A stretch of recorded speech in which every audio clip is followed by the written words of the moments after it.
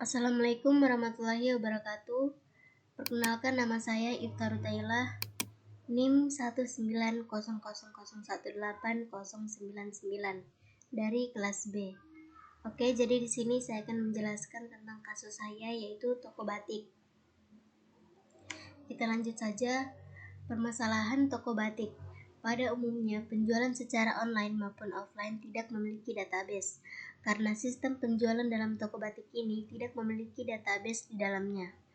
Para usaha batik ini masih menggunakan cara yang manual, yaitu menghitung keuntungan, kerugian, stok, dan lain-lain.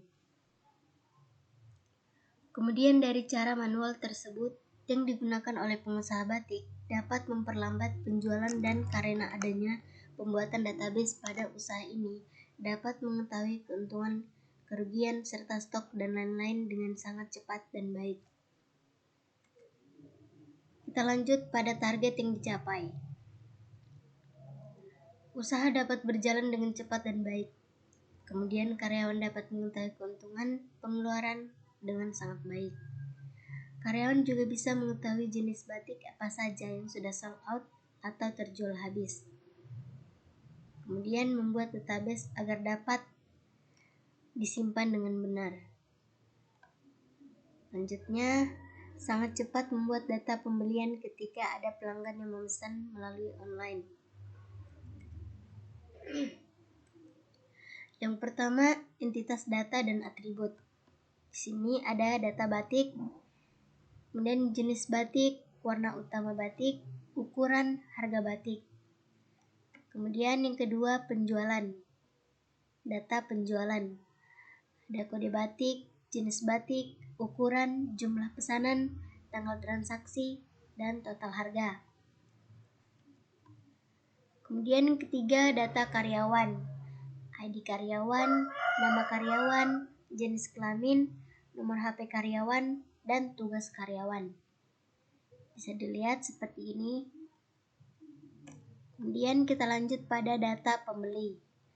Ada ID pembeli, nama pembeli, jenis batik, jumlah pesanan, alamat, dan nomor HP pembeli.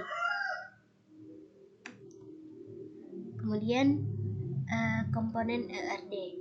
Ada beberapa komponen ERD, yaitu atribut. Atribut adalah ciri atau karakter yang membedakan antara entitas yang satu dengan entitas yang lain. Kemudian entitas.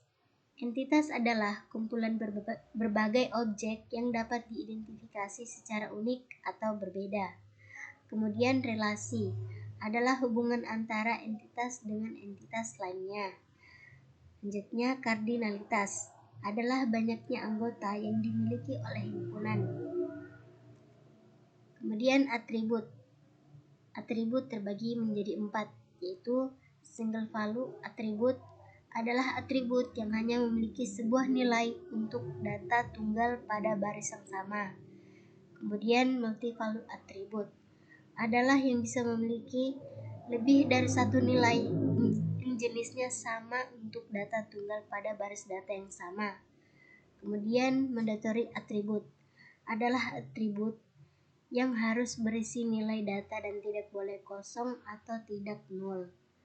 Kemudian derived atribut adalah yang nilai-nilainya dapat diperoleh atau dapat diturunkan dari atribut atau tabel lainnya yang berhubungan.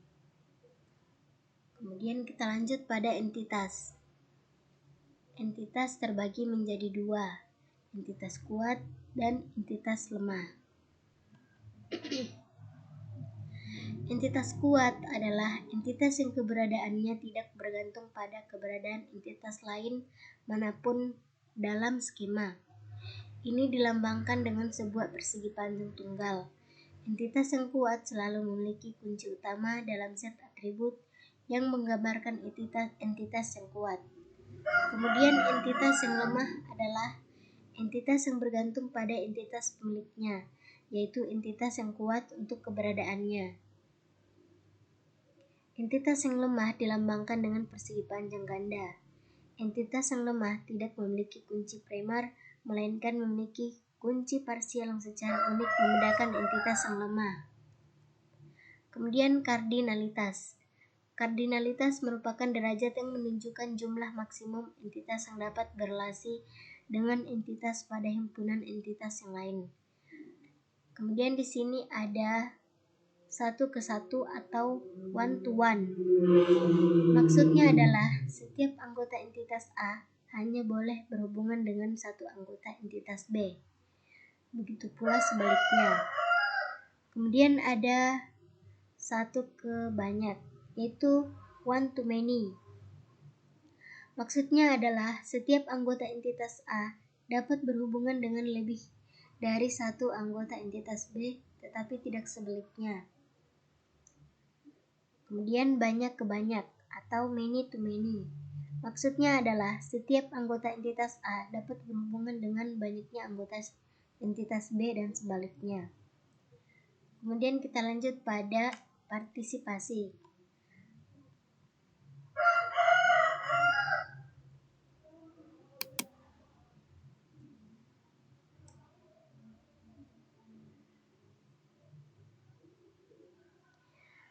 Partisipasi total adalah bentuk partisipasi yang menunjukkan ketergantungan penuh entitas atau semua dan harus partisipasi. Kemudian di sini notasi yaitu sama dengan.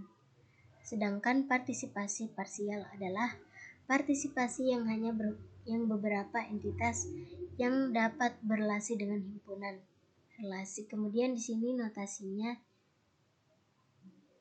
seperti ini.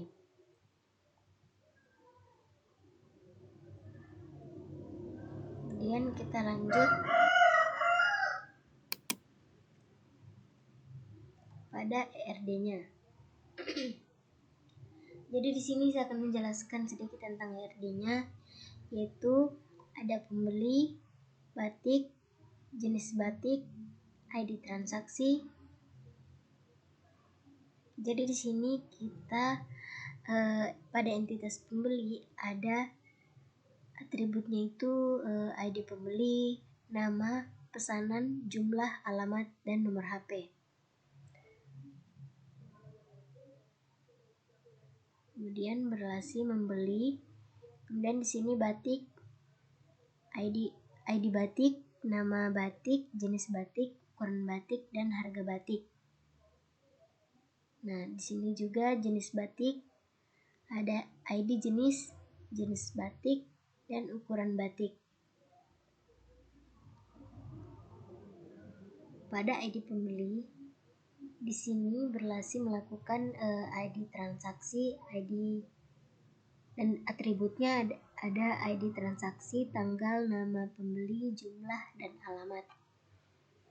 Kemudian pada garis 2 seperti ini itu partisipasi total. Di sini pada jenis batik. Kemudian di sini entitas rumah.